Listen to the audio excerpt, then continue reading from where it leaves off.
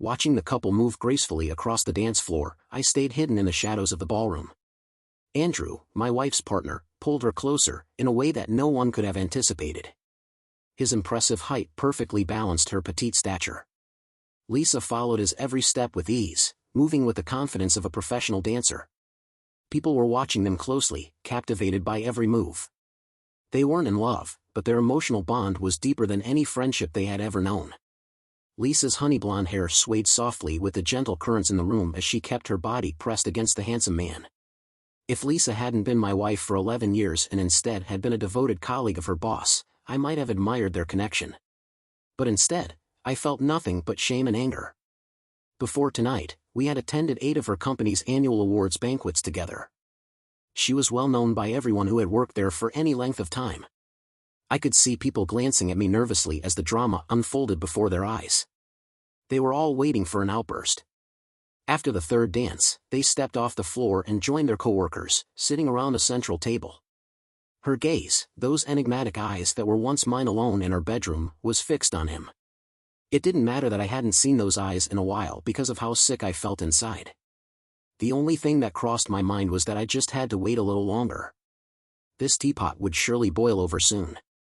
I struggled to rid myself of the fear, resentment, and hatred symbolized by this image. All the love, respect, and trust one had felt for my beautiful wife had disappeared, despite my best efforts to resist these feelings. I always ended up defeated by despair and self-pity. I let myself sink, my head hanging low. I had worked so hard in the past few months to win her back, desperately trying to save our marriage. She kept leaving, even after I had cleaned up the house, turned off the television, and planned trips with her. Everything I left behind, flowers, cards, and sentimental notes, went unnoticed and unappreciated. I don't even know if the flowers I sent to her workplace were ever delivered. The only thing I could do now, I told myself, was wait. I retraced my steps back to the makeshift bar in the corner of the room, trying to clear my mind. I sat down next to Megan, a longtime coworker of Lisa's. Trying to sound casual, I asked, "Are you having a good time? I always enjoy these annual parties." "Frank loves the free drinks," she said, smiling. I raised my empty glass and nodded. "Me too. By the way, I haven't seen Matt's wife tonight. Did she come? She always dresses so elegantly, and it's always nice chatting with her. I guess she's been neglecting her wifely duties." "Matt handed her divorce papers today," Megan said, catching me by surprise just when she was most tipsy. "Oh, really?" "Lisa didn't mention that," I replied, pretending not to be affected. "We had arrived right after I got back from work, so there wasn't any time to chat," I lied. We had actually gone to bed early to prepare for the night, and she had plenty of opportunities to bring it up but chose not to. I filled my Captain and Coke, grabbed a glass of white wine for Lisa, and approached the table where she and Matt were sitting, completely absorbed in each other. Neither of them noticed me approaching. "Lisa, I brought you a drink," I said, reaching into my pocket and pulling out the glass of wine. She gave a small start, letting out a little squeal as she took the glass. "You scared me," she exclaimed. The longer I stood there, the more anxious everyone else became. People were too busy staring at the dirty tablecloth or the opposite wall to even glance at me. I think those who were watching were questioning my sanity and wondering just how ignorant I could be. A younger man, around 25 years old, even smiled while inspecting the table. Our eyes met, and after a few moments, his smile faded as he, too, became captivated by the tablecloth. As the clock neared 1 a.m., many of the guests had already left the hotel ballroom, heading home. But Lisa was clearly not ready to part from her dance partner, Matt. Knowing that I was intruding on her time with him, I added, "We should get going, babe. I still need to call the babysitter, and we said we wouldn't stay out past midnight." "Yeah, okay, I guess we should go," she replied reluctantly. "See you Monday," she said to the group, and everyone around us seemed relieved that the uncomfortable moment was finally about to end. "Matt, good to see you," I said, extending my hand to emphasize the gesture. Matt squeezed hard, tightening his grip. I weighed about 30 pounds more than him, even with my slight belly, and he was only 2 inches taller than me, standing at 6 feet 2 inches. I applied a little more pressure than usual because I could see the arrogance and deceit in his eyes. He released the handshake and hesitated before saying goodbye. We walked out of the room and headed to the car. Even though her bright smile highlighted our best features, we didn't say anything on the drive home. Lisa went to check on her 9-year-old daughter, Emma, while I paid Brittany, the babysitter, and got her ready to leave. When I returned to our bedroom, Lisa was already sound asleep. I went to the bathroom, glanced at Emma, and settled into the guest room bed. There was no way we were going to have sex tonight. It felt like ages since we'd shared a room. I closed my eyes and stared at the ceiling, mentally going over everything I had to do the next day. Saturday morning, I woke up early. Emma was already watching her cartoons in the living room. I waved at her from the door. "Have you had breakfast?" She spit milk from her spoon onto the carpet and answered, "Yeah." "All right, keep it down. I have work to do in my office, and Mom's still sleeping," I said with a laugh. "Well, that was a mess," I added, amused. Emma replied, "Okay, Dad," a little too loudly. My lawyer usually worked from home on Saturday mornings, so I called him on his cell at 8:30 a.m. "Good morning, Bill, it's Andrew Franks." "Morning, Andrew. I'm guessing this isn't a cheerful call," Bill replied knowingly. "Yeah, it's time to start the plan. We know Matt served his wife yesterday. Do we know if Lisa has seen an attorney yet? We'll meet in half an hour at the cafe. I'll have you sign and date the forms along with my assistant to notarize them. We'll file the suit first thing Monday morning and serve her by lunchtime. I don't think she's contacted anyone, but I'll call to confirm. See you soon." "All right, see you then," I said, hanging up the phone. I arrived early at the cafe, got my coffee, and settled into a cozy chair near the fireplace. I gave a faint smile to the friendly woman serving me, my mind drifting. I never dreamed that my sweetheart and I would be heading toward divorce. You can usually predict when your carefree life is coming to an end, but pinpointing the exact moment is difficult. It was like those automated tickets from red light cameras. You run a red light, the police snap a picture of your license plate, and then you get the fine in the mail, complete with time and date. When the letter arrived, I laughed because I knew Lisa must have run the light in a rush. I opened it, prepared to pay it quietly, knowing nothing good would come from confronting her. But seeing the passenger seat next to Lisa in the photo, showing the shoulder and arm of a man, caught me off guard. His face wasn't visible, but I knew who it was. It didn't seem like much. Maybe they were headed to a meeting or having lunch. It could have been anything. The time and date stamp read March 5th at 2:39 p.m.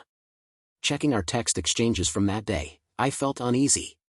It wasn't that long ago. Lisa had texted at 11:19, saying she was dropping Emma off at Megan's after work.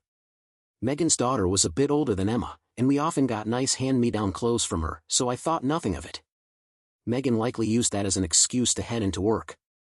Our brief messages seemed normal, but something didn't sit right. Google Maps showed the intersection was on the other side of town, near Megan's house. Although it might have been harmless, everything felt off. Lisa had been unusually quiet since late November. We argued over little things during the holidays, and by January, I noticed she had grown accustomed to going for walks or shopping without my hand in hers. Our casual conversations dwindled to work and Emma. We stopped talking about our goals, future plans, and even our family vacations. My great-grandfather made a fortune buying undeveloped land in the Northwest, and I grew up with a trust fund. The government bought more of his land as the city expanded, and $500,000 of his estate eventually went into that trust. After my grandfather's death, the trust grew, ensuring financial security for us. Even though Lisa and I were financially stable, we continued to work to boost our retirement savings. Before our marriage, my family advised me to have a prenuptial agreement to protect the investments, and I did. We reviewed and updated it regularly, with clear terms: what's mine is mine, and what's yours is yours. The prenup also had clauses ensuring Emma would receive an education and outlined circumstances for death or divorce, making sure Lisa wouldn't be held responsible if she contributed to my death. I hired a family lawyer and an accountant to manage our finances for a long time. My lawyer recommended the best divorce attorney in town, and by the end of the week, I had scheduled a meeting to discuss my options. With a solid prenuptial agreement, I had no financial concerns. I told him I wasn't ready to make drastic moves and needed guidance on what to do next. "Well, Andrew, we could have a private investigator look into what's happening and see if there's anything to be concerned about," Bill suggested. Unfortunately, my usual investigators are all busy right now, and it would be several weeks before they could focus on your case. I'm losing sleep over this. I don't want to wait. Is there another option? I asked. There's one other choice, but not many people trust him. We call him Lars the Lurker, Bill said. He's an ex-cop who got dismissed for a history of complaints and some questionable activities. He could start immediately, but I wouldn't recommend a long-term relationship with him. Smirking, I asked, why do you call him that? Well, he tends to gather information that walks the fine line of legality, photos, videos, emails, and phone conversations. But what he finds usually provides solid evidence of infidelity, one way or another. Okay, as long as it's legal, we can always move to a more reputable investigator later, I agreed. He could start today.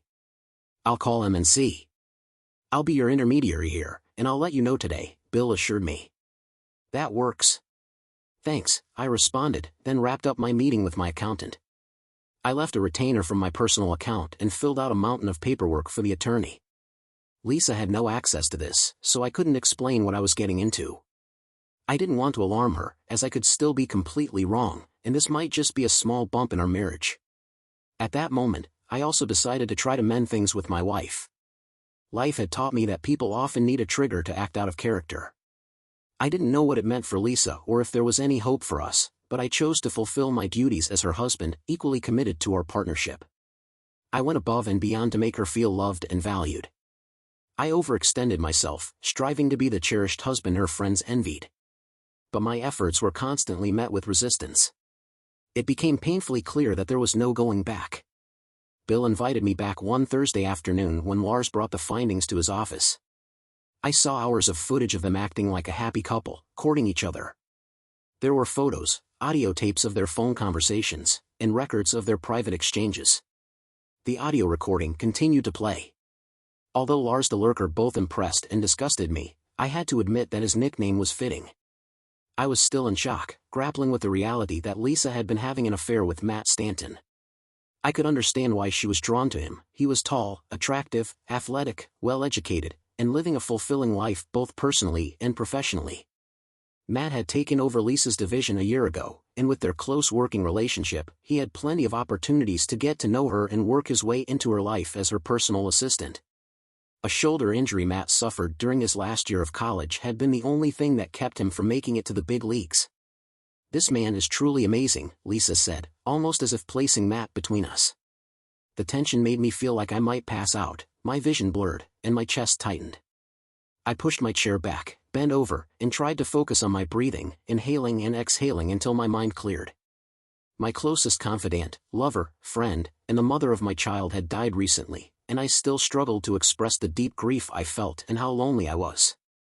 Lars continued to pile on, layer upon layer, making it seem impossible to escape.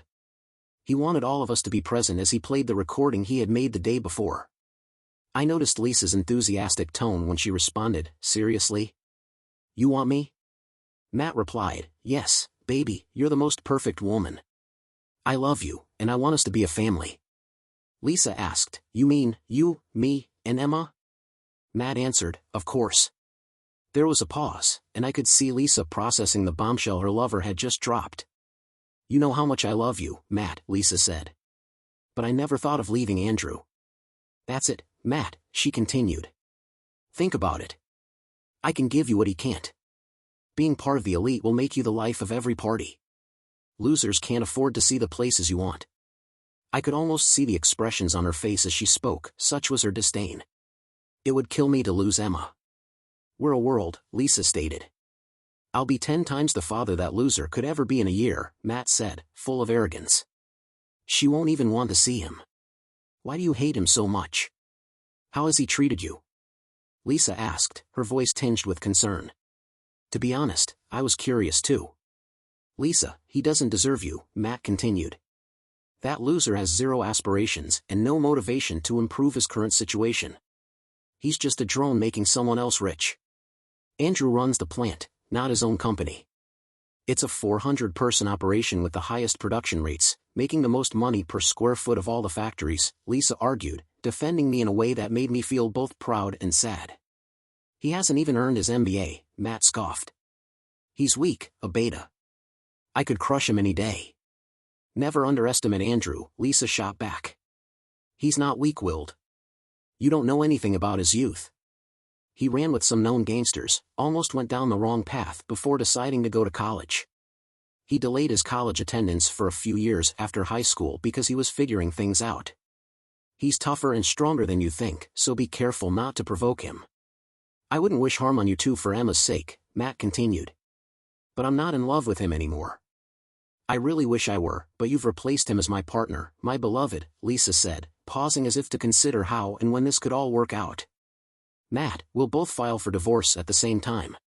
Everything has to be ready before you serve him the papers. No doubt, we'll find a way to be together, even if we haven't had sex in a year and she's dealing with her issues. She'll probably agree to split the costs with me, Matt said, trying to rationalize the mess. Lisa, unless you file against Matt, I won't see an attorney, she said, sounding cautious, as if trying not to jeopardize her comfortable life for her new true love. Here we go, lady, Matt chimed in, trying to sound triumphant. Deal done. Give your man what he wants now. I couldn't listen to any more of this, so I told them to stop playing the tape. Looking at Bill, I asked, how am I supposed to handle this? Your move first, Andrew, Bill said. But if she changes her mind, you'll be the one left in the dark. That's rarely how it goes, Mr. Franks. Lars, a man in his early 30s, clean-cut and athletic, with a suit that fit perfectly, nothing like what I had imagined, stood nearby. I feared that we had reached a point where nothing I could say or do would make them stop or regret their actions. I looked at him closely for the first time. He was polite and seemed genuinely horrified by what he had heard and seen from those two. Despite being paid, he appeared to be on my side. You're probably right, Lars, Bill said, turning to me. Call me when you decide, which should be in a day or two. That makes sense, I replied. I can start drafting the documents, and we can add details later. We can also scrap the whole thing if you prefer. Lars handed me his card as I left. Mr. Franks, you have my personal number. I'm available to help you anytime. Please, Lars, call me Andrew, I said.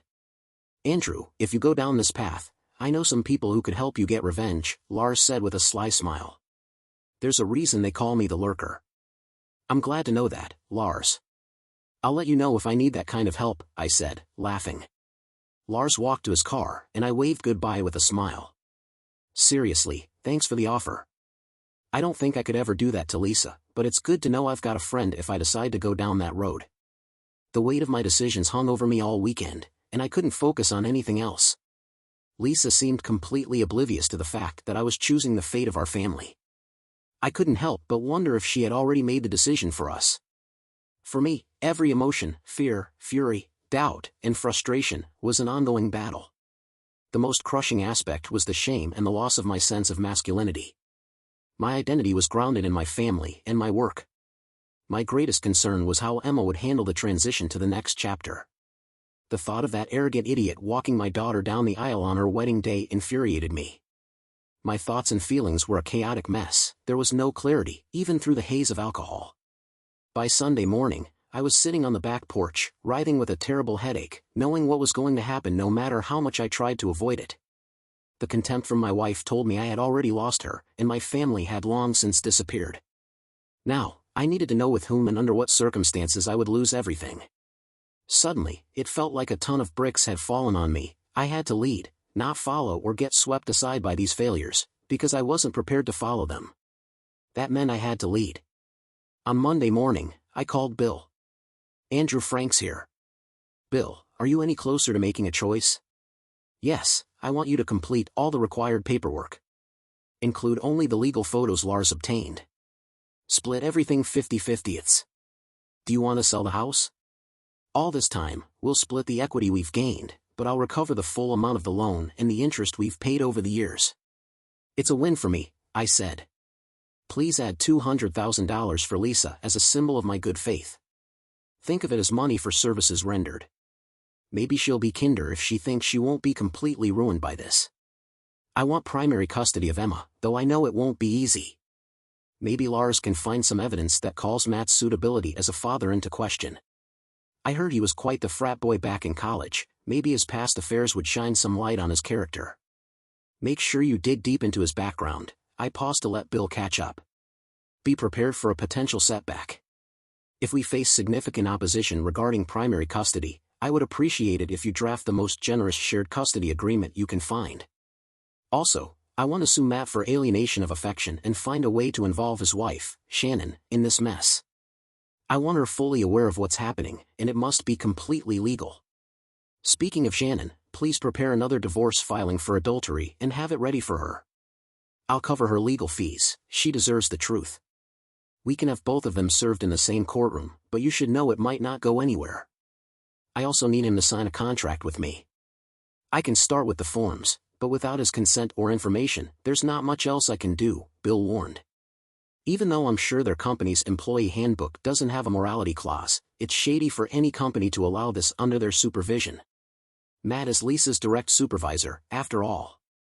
I know it's unlikely to lead anywhere, but shake that tree and see what falls. Bill, you're talking about a lot of hours, and if it gets contested, it's going to get expensive. And that's just the start, Bill said. I know it's just money, but right now, I'm willing to spend my entire trust fund to make sure those two don't get away with more than they deserve. As my father always said, every time you bring in a lawyer, you're essentially bargaining over the price, I commented, knowing Bill would appreciate my cynical remark about attorneys. Your dad sounds like a wise man, Bill laughed. You know, you don't have to dip into your trust fund. Your prenup is ironclad. I know, but after thinking it over this weekend, I've decided that if I don't leave her destitute, she might be more amenable to my demands. Plus, she deserves it, she worked hard to keep us financially safe. We both counted on that trust fund as our retirement plan. I want to give her a chance to manage better when she's on her own. She deserves better, but I'm not going to give that adulterous idiot, Matt, any more of my life than he's already taken from me. To be clear, it shouldn't be enough for just my wife. Even though Lisa hasn't returned the favor, it's comforting to know that Emma would approve of how I've behaved once she realizes how our family was torn apart. Matt has been stealing my life from me, so I got angrier as I spoke. I've always considered myself fair-minded, and I want to treat Lisa fairly. One last thing, Bill, you haven't filed the suit yet. I want to be fully prepared with every detail sorted out. I'd like to sit down and let Lisa start the conversation, just so I can spend more time with Emma in our home. I know I'll have to pull the trigger eventually, but ideally, it'll be right when I'm about to give up and die. We can't file the suit until Monday morning, but I can have someone ready to be there when the doors open to serve her that same day. Call me if anything goes wrong over the weekend, Bill said as we exchanged goodnights and hung up the phone. It's a plan, I thought, pulling Lars' card from my pocket. I called Tom. Hey Lars, how's it going? Ready for some more fun? I asked. I'm good, Lars replied. My word is final, in a way, and I hope you respect that. No problem, Lars. Can we meet face-to-face to clarify a few things? Sure. Give me an hour, and let's meet at the Dunkin' on 6th Street. Sounds perfect, I said, driving to the parking lot, where Lars was already waiting. He grabbed some food and coffee, then sat down across from me. We need to find a way to get all this to Shannon Stanton anonymously, maybe through email, Lars suggested. I want you to gather the dirty dossier, photos, videos, recordings, everything you've got. No problem, Lars agreed. I know a guy who works in the dark web. How about uploading the images online or sending them to their parents or coworkers? That's disgusting, I thought, pushing an envelope with $5,000 cash across the table. No. Lisa still needs to be able to walk around this town. I don't want her feeling so humiliated that she leaves with Emma. I still care about that stupid woman, even if she doesn't love me anymore. This should get you started, but let me know if you need more, Lars. Lars was sleazy but at least honest. He pocketed the money and looked at me, saying, $3,000 would have been enough. Remember to hold off on the file until I call you, I want to catch them off guard. I have my reasons for letting them make the first move. Keep the rest as a retainer, I might need your skills later. We should also find out what issues his wife might have. Her medical history could impact our decision later, Lars added. I nodded, giving him a smile, and he scribbled a few notes in his pad. By the way, has Bill told you to look into Matt's college days? If we end up fighting for custody, try to dig up something useful. We finished our coffee and reminisced about Lars' time as a cop and the people we both knew before we shook hands and went our separate ways. That was 3 months ago. Today, Lars, his assistant, and Bill all arrived simultaneously, snapping me back to reality. It's time, huh? Bill asked. Yeah, it looks that way, I replied. Lars, do we know if Lisa's already seen an attorney? Bill asked. As far as I know, no. After Bill's call, I quickly scanned her emails and didn't see anything specific, Lars answered. But I'll look into it today and confirm on Monday morning. Bill groaned, plugging his ears with his index fingers. I'm not supposed to know this stuff, Lars. Lars gave me a subtle nod and smiled. What about Matt? Did we find any dirt on him? Yes, along with his fraternity days. I've already handed a copy over to Bill. I looked up and nodded as Bill said, we've got them ready in case we need them for the custody hearing. Then he pulled out the paperwork we had been preparing for months and showed me where to sign. As I approached the assembly, Bill's assistant, a notary, confirmed my signature. Lars, do you happen to know who Shannon Stanton hired as her lawyer? I asked. Make sure to let Bill know too. Sure thing, Andrew, Lars said. And Bill, if you're worth anything, please share our legal dossier with him, I added. Bill asked, what if it's not a good lawyer? Then we'll find a way for Shannon to reach out to you, I said. But I think we should do it the right way. Lars nodded, and Bill looked between us, saying, I don't think we need to send her the nasty stuff. Bill, can you pick up the paperwork Monday afternoon? I'll tell Lisa what's happening and deliver them personally. Then you can arrange her formal service for Tuesday, Bill acknowledged, understanding my request. He spoke with his assistant about the arrangements and scheduled the process server for Tuesday. And after that, I want Matt and his company to go to trial. I think we can exclude Shannon from the foreclosure lawsuit since she's bound to catch up soon, Bill said. Bill, can you share the file with Shannon's attorney on Monday afternoon? Unless my conversation with Lisa fails on Monday night. I sighed deeply. It should be ready by Wednesday. Bill, have you considered where Lisa will spend Monday night? Not until today. Any problem with her staying a few days at the house? I asked. Not as long as you don't get a restraining order, and she agrees, Bill said. Legally, I don't think it's an issue, but it might be awkward. I'd be careful what a careless lawyer might do with that knowledge. All right, I'll give her a week to find a place. For now, we're okay, I replied. No problem then, Bill said. So, you meant actually sleeping in the same bed, but according to our paperwork, you have temporary authority over the house and custody until her attorney files a motion to undo everything or we reach a settlement. Yes, actually sleeping in the same bed could look weird in the records, Bill added. We're not sleeping together, so you can rest assured of that. Lars, what have you found out about Shannon's health? Bill asked. She's struggled with bipolar disorder and depression for a long time. Since the meds seemed to bring her down, Mr. Wonderful started looking for an alternative, Lars said, referencing Matt's nickname. Does it matter how we found out? I asked. Bill seemed surprised, but Lars shook his head, smiling. It could be relevant when we find out who lives where during the custody process. For now, no, Bill said, using his iPad to take notes. We can stipulate in the final copy that Emma never stays alone with Shannon. They're divorced and don't have kids together, so it shouldn't be an issue. Better safe now than dealing with fallout later. After a few more minutes of discussion, we all left our strategy session and went about our day. I had a lot to prepare for Monday, so I felt low the rest of the weekend. That Lisa remained oblivious gave me some comfort, as I didn't think she would pick up on it. On Sunday, I asked my aunt to pick Emma up from school on Monday and planned for her to stay overnight. I told Lisa I wanted to discuss some important family matters. Emma loved playing with my aunt's dogs and feeding the animals at her farm just outside the city. I assumed we'd break the news to Emma Tuesday night. Emma seemed a bit puzzled about Monday night, but she reluctantly agreed when I explained that her mom and I needed time alone to discuss a few things. Sunday night, I lay in bed, going over my plan repeatedly until I finally fell asleep in the early morning hours. Lisa didn't say anything when she saw me leave that night, but she looked relieved. Monday morning, I told my VP of operations that I wanted the week off. I also called my production manager and assistant first thing to inform them of what they needed to know while I was away. I stopped by Bill's office around 1 p.m., and to my surprise, Lars was also there. The clutter of paperwork on the table and the general buzz of activity indicated that everyone had been busy. Here are Lisa's papers, Andrew. Is it okay if the official service happens Tuesday at 9 a.m. at your house? Bill asked, handing me the envelopes.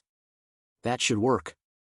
I'd suggest she takes the rest of the week off, I replied, feeling a bit low. Let's make sure Shannon is prepared. She was eager when I emailed our files. Looks like she'll countersue for adultery and much more than a 50-50 split. She's promised to hold off until tomorrow, so that's good. All right, gentlemen, have we missed anything? I asked, feeling a little uneasy.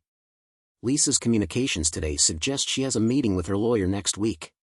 If you need additional help, let me know, Lars said, prompting a glare from Bill, who was clearly perplexed by our situation. Thanks, Lars. I'll keep that in mind, but I think we're good, I replied, hoping my answer wouldn't drag me further into the mess. As I left Bill's office, I texted Lisa, asking when she planned to be home that evening. At 1:55, I got a message back, what about 5:30? Sounds good, I replied. I had asked Aunt Alex to pick up Emma for the night, saying I'd bring home dinner at 5:30. Though setting traps like this had become normal for me lately, it still felt awful. I hoped she'd see how incredibly loving and compassionate I was. Monday at 5:30 was when it all happened. Lisa came home around 5:15. I set the table and served the food while she changed. We passed dishes back and forth as she took a long sip of her drink, seemingly oblivious to what was about to unfold. As we ate, I asked, "How's your week been overall?" We were both enjoying our favorite dishes as dinner came to an end. "You wanted to plan something?" she asked, eyeing me. "No," I replied flatly. "I was hoping you'd take the week off after our talk." "Why would I do that?" she asked, surprised. I laid the envelope on the table in front of her. "I know, Lisa," I began, but she just stared at it for a moment, then looked up at me while sipping her wine. "I know about Matt and your plans to file for divorce." She was clearly trying to process how I knew and how to stop me. I could see the gears turning in her head. She coughed slightly and finally stammered, "What divorce?" "The one Matt filed with Shannon and the one you're seeing a lawyer about next week. You're going to leave with Emma and be with him." "I know you love him," I said. She lowered her glass, glanced at the photos, and set it down. As I opened the package and handed her a few pictures, she began to hiccup slightly, her usual reaction when she was really upset. "I don't know what else to say." "I'm sorry this happened, it was never my intention," she murmured, staring down at the table. "I'm sorry, Lisa.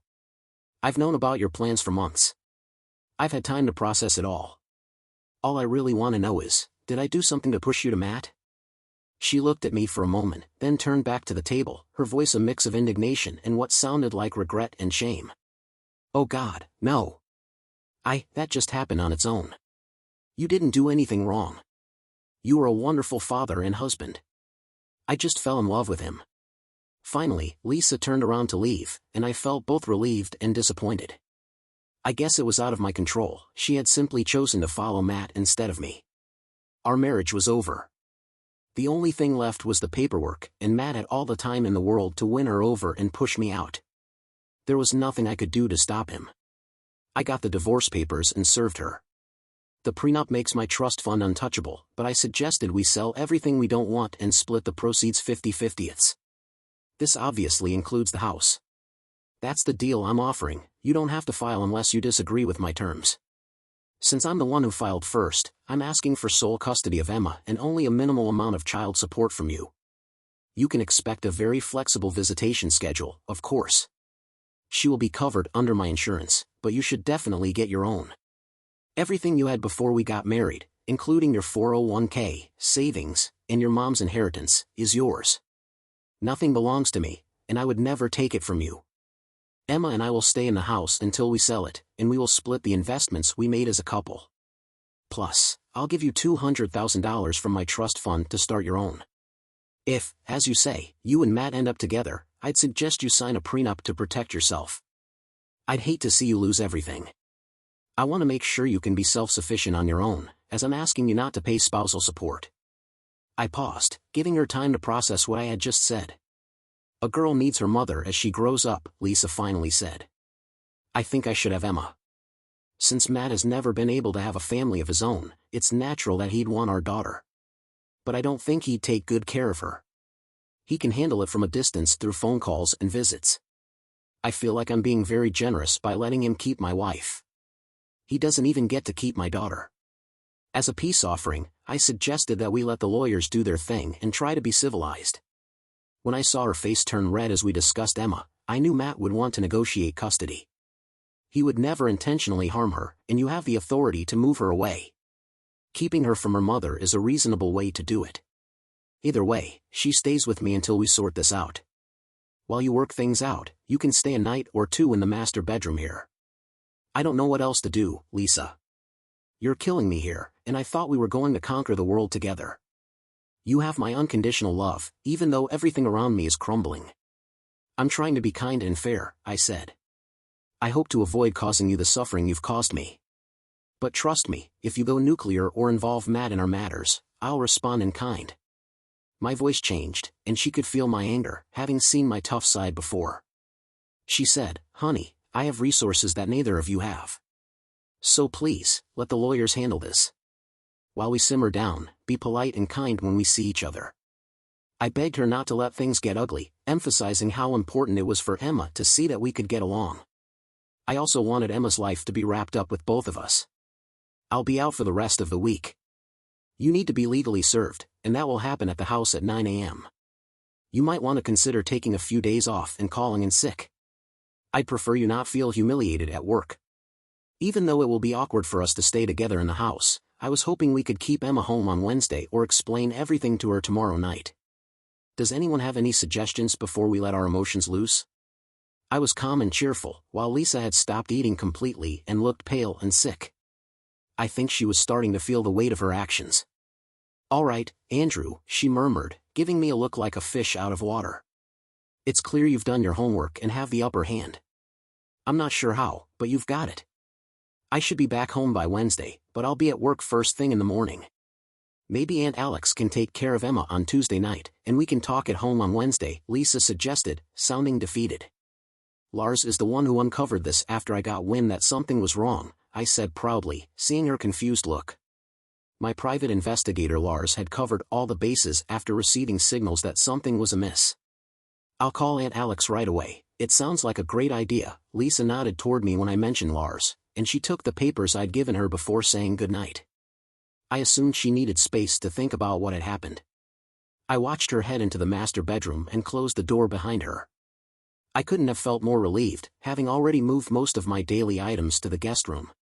She agreed to let Emma stay one more night and drop her off Wednesday morning. I told Emma she wouldn't be going to school the next day. She was still confused but didn't mind. I explained that her mom and I would tell her everything on Wednesday after I called my aunt to let her know we were working through some family issues. As I got ready for bed, I could hear Lisa crying on the phone, mourning the loss of our marriage. The next morning, when Lisa came downstairs at 9 a.m., dressed casually, I heard her discussing her work schedule and accepting the official service papers, which, of course, didn't include the photos or transcripts she had become familiar with the night before. She grabbed her keys and purse and left without saying where she was going. I assumed she was meeting Matt, her lawyer, or someone else to commiserate.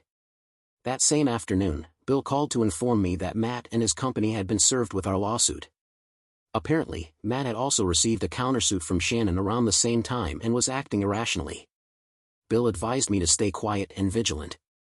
According to the process server, Matt had threatened me, which I never imagined he'd be so foolish to do, especially when he was getting everything he wanted.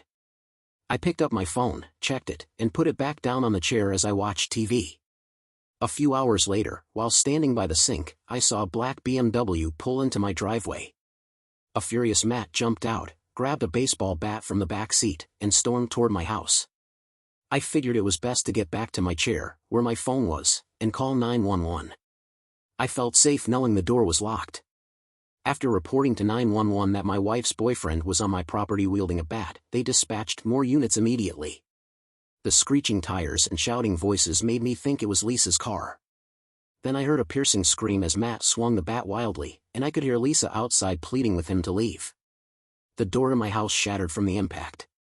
"Your divorce isn't on the table because of him," Matt shouted as he burst through the door.